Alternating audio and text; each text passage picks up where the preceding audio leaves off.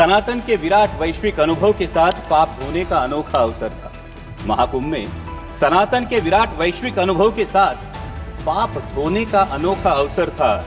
इसीलिए लाखों श्रद्धालुओं की तरह मैं भी उस दिन प्रयागराज महाकुंभ में था। दिल्ली से आती जमुना में चुनावी जुमलों का प्रभाव था। दिल्ली से आती जमुना में चुनावी जुमलों का प्रभाव था। बिहार जाने वाली धारा में बजट का कुछ ज्यादा ही बहाव था। पुण्य की आस में आया हर कोई जिंदगी की सांस के लिए भागता नजर आया। पुण्य की आस में आया हर कोई जिंदगी की सांस के लिए भागता नजर आया। भगदड़ में हाथ से हाथ छूट गए, अपनों से अपने बिछड़ गए, सपने सारे बिखर गए, इंसानों तले इंसान कुचल गए। जहां सजा था आस्था का उत्सव, वही अब मौत का तांडव उफान पर था। जहां सजा था आस्था का उत्सव, वही अब मौत का तांडव उफान पर था।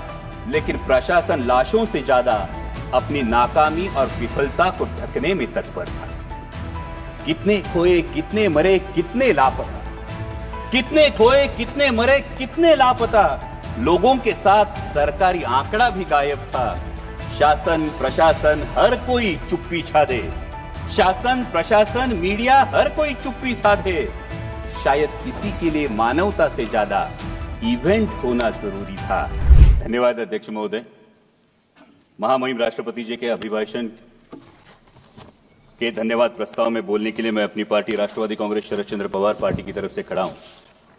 और सबसे पहले मैं भूतपूर्व प्रधानमंत्री स्वर्गीय मनमोहन सिंह जी के प्रति अपनी पार्टी की ओर से श्रद्धांजलि अर्पण करना चाहूंगा। अध्यक्ष महोदय, जो कि मेरे पार्टी से 2 मेंबर बोलने वाले हैं, इसलिए बहुत संक्षेप में अपनी बात कहूंगा। महामहिम राष्ट्रपति जी ने अपने अभिभाषण में प्रयागराज में चले महाकुंभ की भी बात की और वैसे ही मिडिल क्लास की भी बहुत बात की। तो इस मिडिल क्लास के नजरिए से महाकुंभ क्या है, इस पे कुछ पंक्तियां लिखी है, वही पंक्तियां मैं सुनाना चाहूंगा। आजकल खुद के हिंदू होने पर मैं कुछ ज्यादा ही गौरवान्वित महसूस कर रहा था। आजकल मेरे हिंदू होने पर मैं कुछ ज्यादा ही गौरवान्वित महसूस कर रहा था। हालांकि मेरे हिंदू होने में मेरा खुद का योगदान कुछ भी नहीं था, लेकिन सनातन की समृद्ध परंपराओं में मेरा अटूट विश्वास है। सनातन की समृद्ध परंपराओं में मेरा अटूट विश्वास है। वैसे भी देश प्रेमी कहलवाने के लिए हिंदुत्व का प्रदर्शन हो, यह आज का राजनीतिक माहौल है। सनातन के विराट वैश्विक अनुभव के साथ पाप धोने का अनोखा अवसर था। महाकुंभ में सनातन के विराट वैश्विक अनुभव के साथ पाप धोने का अनोखा अवसर था। इसीलिए लाखों श्रद्धालुओं की तरह मैं भी उस दिन प्रयागराज महाकुंभ में था। दिल्ली से आती जमुना में चुनावी जुमलों का प्रभाव था। दिल्ली से आती जमुना में चुनावी जुमलों का प्रभाव था। बिहार जाने वाली धारा में बजट का कुछ ज्यादा ही बहाव था। लेकिन लुप्त रही सरस्वती मैया, क्योंकि शायद आज की राजनीति में सद विवेक का थोड़ा सा अभाव था। धन्य हो गंगा मैया, धन्य हो गंगा मैया, जिसने सारे पापों के साथ सभी को अपनाया। महंगाई, बेरोजगारी और तमाम विफलताओं को किसी ने आस्था की चादर के आड़ छुपा दिया। उसी आस्था के साथ डुबकी लेने वाला मैं ये देख के हैरान रह गया। उसी आस्था के साथ डुबकी लेने वाला मैं ये देख के हैरान रह गया। मुझसे भी गहरे पानी में कोई लगातार गोते खा रहा था। मुझसे भी गहरे पानी में कोई लगातार गोते खा रहा था। अनजाना नहीं था, जाना पहचाना था। वो मेरे देश का रुपया था। वो मेरे देश का रुपया था। नजरअंदाज करते हुए मैंने खुद को समझाया। उनको नजरअंदाज करते हुए मैंने खुद को समझाया। चिंता की कोई बात नहीं, अर्थव्यवस्था तो 5वें पायदान पे है। चिंता की कोई बात नहीं, अर्थव्यवस्था तो 5वें पायदान पे है। तभी कानों में फुसफुसाई गंगा मैया, पर कैपिटा जीडीपी में बालक हम 141वें स्थान पे है। लेकिन ये सब सोचने की मुझे क्या जरूरत? मैं तो एक साधारण सा मिडिल क्लास हूं। जो बजट में टैक्स रिबेट देखकर खुश होता हूं, लेकिन रोजमर्रा की चीजों पर 5 से 18% जीएसटी भरता हूं। चप्पल, कपड़े, खाना, साबुन, खाद, यहां तक कि कफन चप्पल, साबुन, कपड़े, खाद, यहां तक कि कफन शर्म आनी चाहिए। यहां तक कि कफन, कोई भी चीज नहीं छूटी है। दर्द तो होता है लेकिन जख्म नहीं दिखता। इनडायरेक्ट टैक्स जीएसटी की यही तो खूबी है। वैसे हेल्थ और एजुकेशन सेस भी मुझसे ही वसूला जाता है। लेकिन पढ़ाई के लिए प्राइवेट स्कूल और इलाज के लिए प्राइवेट अस्पताल में भर्ती होना पड़ता है। खुद की गाड़ी पर जीएसटी और रोड टैक्स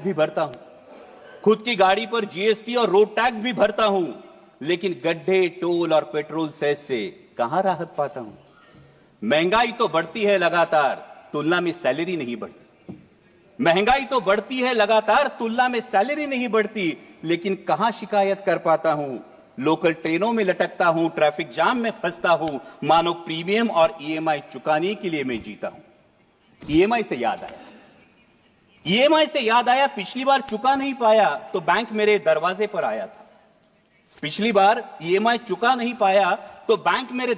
पर आया था। उसी बैंक से करोड़ों की ऋण माफी लेने वाला पूंजीपति कुछ दिन पहले ही शाही स्नान कर चुका था। गुस्सा तो आता है पर कर भी क्या सकता हूं। ज्यादा से ज्यादा ताव में सोशल मीडिया पर लिख देता हूं, क्योंकि मैं हूं ही कौन, मेरा वजूद क्या। मैं एक साधारण सा मिडिल क्लास हूं। लेकिन विचारों की श्रृंखला को तोड़ अगली डुबकी लेने ही वाला था।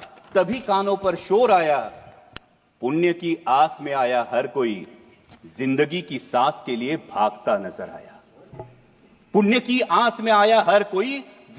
सांस के लिए भागता नजर आया। भगदड़ में हाथ से हाथ छूट गए, अपनों से अपने बिछड़ गए, सपने सारे बिखर गए, इंसानों तले इंसान कुचल गए। जहां सजा था आस्था का उत्सव, वही अब मौत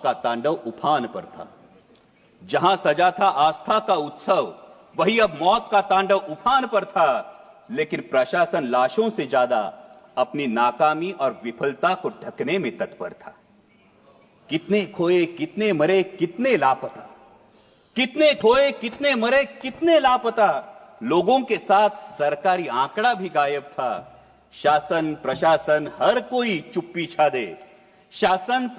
मीडिया, हर कोई चुप्पी साधे।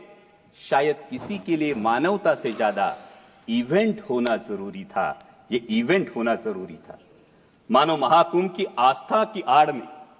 मानो महाकुंभ में आस्था की आड़ में सत्ता की लालसा मचल रही थी। गंगा किनारे इंसानों के बाद अब इंसानियत कुचल रही थी।